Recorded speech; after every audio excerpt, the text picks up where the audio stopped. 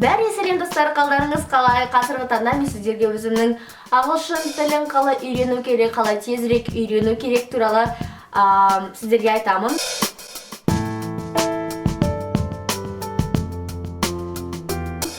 Жалпы қазіргі таңда ағылшын тілі ол өте танымал тіл. Мектепке барсақ та, қандай да бір мекемеге барсақ та, бір жерге оқуымыз келсек те, ол әрине ағылшын тілін білу керек.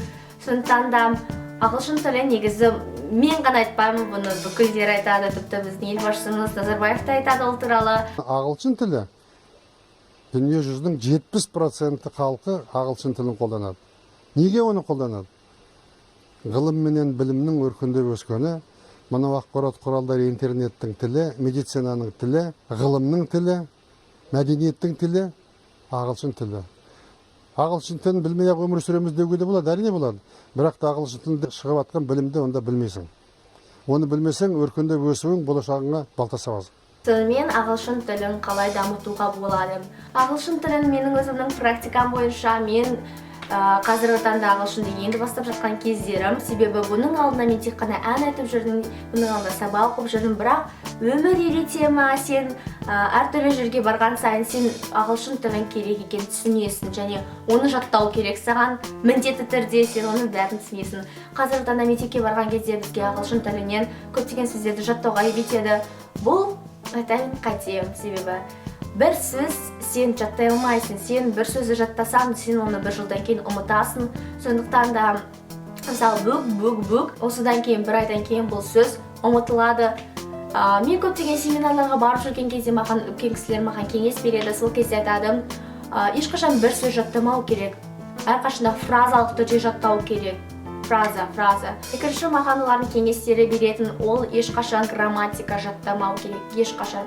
Грамматиканы бастамау керек. Егер сен грамматикамен бастасаң, онда сенің басында әртүрлі ойлар болады, сен ағылшын тілін айтайын, сен түсінбей кетуің де мүмкін.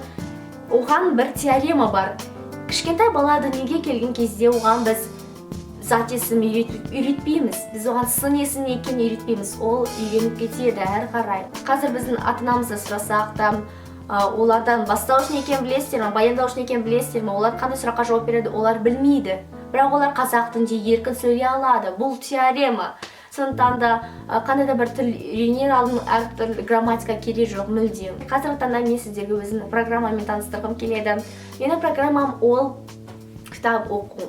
Ағылшын тілінде кітап оқу. Бұл өте қатты көмектеседі. Білмеймін, мен күнде оқимын. Екінші уровень ол pre-intermediate.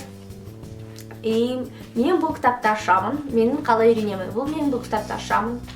In the old city of London on the autumn day in the 6th century. Мысалы, оқып келе жатыр, мен century деген сөзді түсінбей қалсам, мен дәптерге оны жазамын. Обязательно. Century, мысалы, мен оны жазғаннан кейін ол ғасыр деп аударылады. Мен оны жазамын. Содан кейін әрі қарай солай оқи беремін. Бүкіл кітапты осылай бітіремін. Түсінбеген сөздерімді осылай жазамын. Ешқашанда ерінбеңіз. Жалпы Абай атамыздың осындай бір дана сөзі бар, еңбек етсең ерінбей, тойды қарын тіленбей деп. Сонымен осылай бүкіл кітапты оқып жатып, егер түсінбеген сөздеріңіз болса, онда сіздер осыған жазасыздар. Содан кейін бір күнде бірінші бөлімін бітіріп, мысалы, бірінші бөлім бітіргеннен кейін екінші бөлім бастаран сіз бірінші бөлімді қайтадан оқисыз. Мысалы, келе жатып 6th century, сіз есіңізге аласыз. Century ол ғасыр деген мағынаны білдірген, сондықтан сіз уже ғасыр, ол уже жатталып қалады. Солай екінші, мысалы, үшінші чаптерға келгеннен кейін сіздер қайтадан бірінші жақтан оқисыздар. Солай сіздер сөздер жаттай бересіздер. И ол өте тамаша. Мен мысалы қазақтанда өте көптеген сөздер жаздым, оның бәрін мен оқимын. Кейде мен бұл кітаптерді мен мектепке де апарамын, бос кезінде осыған қарап отырсам да ол өте бір пайдасын тигізеді. Сонымен қатар екінші кеңесім ол YouTube-те. Егер сіздер орысша түсінетін болсаңыздар, онда Петровтың английский за 16 часов деген бейнесі бар. Ол 16 сабақта бәрі бар. Ағылшыннан ең басынан соңына дейін бар, тіпті оның арасында 1 минутта 50 мың сөз жаттатқызатын өзінің магиясы да бар. Сондықтан да мен сіздерге ол видеоны кеңес беремін. Ол видеолар жайлы мен астына сілтемелер қалдырамын. Егер сіздерге қызық болса, онда соларға кіріп ағылшыныңыздарды да дамытыңыздар. Ағылшын әрқашанда керек, оны ұмытпаңыздар.